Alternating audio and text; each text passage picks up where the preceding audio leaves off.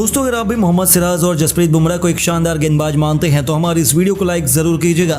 दोस्तों wicket wicket wicket, जी हाँ, 5 गेंद पर 5 विकेट चटकाकर मोहम्मद सिराज ने लगाई है लंका के खेमे में आग, उड़ाकर रख दी है उनकी धज्जियां, तो पूरी दुनिया रह गई है एकदम आखिर दंग। कैसे अपने आग उगलती हुई गेंदबाजी से बुमराह के बाद मोहम्मद सिराज ने एक ओवर में ही पूरे मुकाबले को समाप्त करके रख दिया।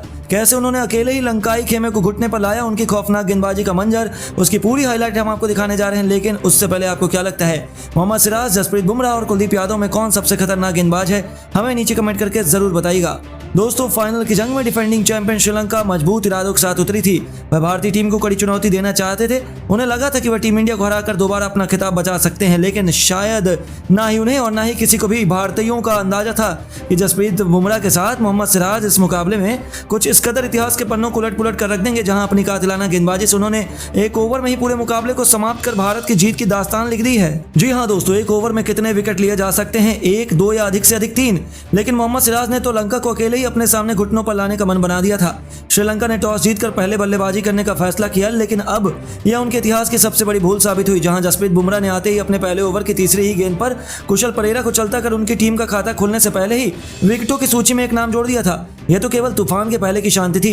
बुमराह ने केवल छोटा सा दर्द दिया था, लेकिन उसे जख्म बनाते हुए उन पर नमक छिड़कने का काम तो मोहम्मद सिराज ने किया है। जी हाँ दोस्तों, वह खौफनाक ओवर था पारी का चौथा, जिसमें मोहम्मद सिराज खुद यमराज बनकर आए थे। पहली ही गेंद पर उन्होंने प्रथम निशानका को अपने जाल में फंसाया, जिनको चीते की तरह हवा में उड़ते हुए रविंद्र जडेजा ने एक जबरदस्त कैच लपका और यह खिलाड़ी केवल 2 रन बनाकर आउट हुआ। ओवर की दूसरी गेंद पर मोहम्मद सिराज को कोई सफलता हासिल नहीं हुई, लेकिन तीसरी ही गेंद पर उन्होंने नागिन की तरह ऐसी गेंद लहराई कि उस पर समर विक्रमा कुछ नहीं कर पाए और एलबीडब्ल्यू आउट होकर उन्हें वापस लौटना पड़ा। लंकाई खेमा तो अपनी आंखों पर भरोसा ही नहीं कर पा रहा था, क्योंकि उन्होंने अपने तीनों बल्लेबाजों को खो दिया। लेकिन आने वाला समय कितना खौफनाक हो सकता है, उनका अंदाजा इन्हें बिल्कुल नहीं था। इस बल्लेबाज को खाता खोलने का भी मौका नहीं मिला, तो उनके आउट होने के बाद बल्लेबाजी करने उतरे चरित असलंका को ईशान किशन के हाथों कैच आउट करके उन्होंने लंका की कमर तोड़कर रख दी। 4 गेंद में ही 3 विकेट लेकर उन्होंने टीम इंडिया को जीत की नींव बिछा दी थी।